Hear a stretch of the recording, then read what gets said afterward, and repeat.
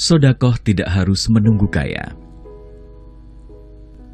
Ketika mendengar kata sodakoh, pikiran kita langsung tergambar tentang pemberian seseorang kepada fakir miskin.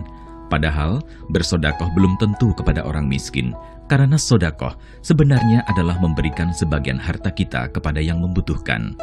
Dan apakah bersodakoh hanya ketika kita berkecukupan?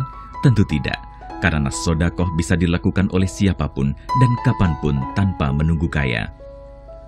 Jika kita bersodakoh harus menunggu kaya, maka mungkin banyak orang yang akan jarang mau bersodakoh, sebab harfiahnya manusia ini tidak luput dari sifat kurang puas. Bersodakoh itu kepada siapa saja yang membutuhkan, sebab jika kita berpikir bersodakoh hanya untuk orang miskin, itu adalah persepsi yang salah. Lagi pula, pada zaman sekarang sudah jarang sekali menemukan orang miskin. Orang miskin yang kita temui rata-rata orang yang hidupnya bukan lagi miskin, tetapi kurang kaya saja. Dan orang miskin identik dengan pengemis. Itu dulu, karena mengemis saat ini sudah menjadi sebuah profesi. Sebagian orang hanya malas untuk bekerja memperjuangkan hidupnya. Padahal mengemis adalah perbuatan yang kurang baik karena tangan di atas lebih baik daripada tangan di bawah. Percaya atau tidak, bahwa dengan bersodakoh adalah investasi hidup yang paling abadi. Jika kalian bisa menghitung hasil dari bersodakoh, bisa jadi pikiran kita tidak akan muat untuk menghitungnya, karena perhitungan akhirat adalah perhitungan yang maha kuasa. Tapi, kita bisa meyakini dan bisa merasakan dengan cara mensyukuri nikmat yang kita dapatkan setiap saat. Pertanyaan seperti ini mungkin sering diucapkan oleh orang yang putus asa akan pemberian Allah. Mereka buta akan nikmat yang diberikan Allah secara cuma-cuma. Mereka hanya merasa puas dan percaya kepada yang terlihat saja.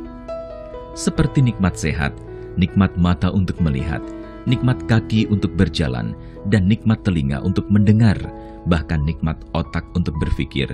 Itu semua adalah sebagian hasil investasi dari bersodakoh. Tapi, sebagai seorang hamba, kita begitu picik untuk menyadari dan mensyukurinya.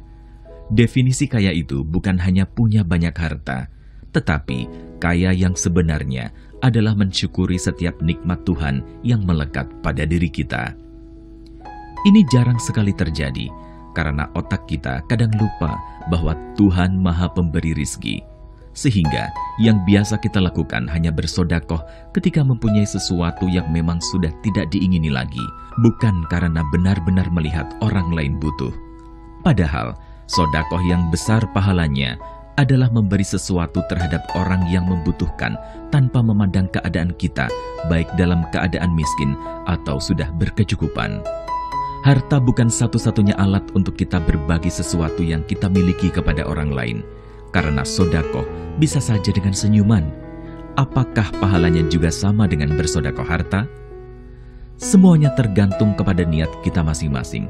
Jika senyuman mampu membantu orang lain bahagia, maka senyuman itu lebih berharga nilainya daripada bersodakoh hanya untuk ria.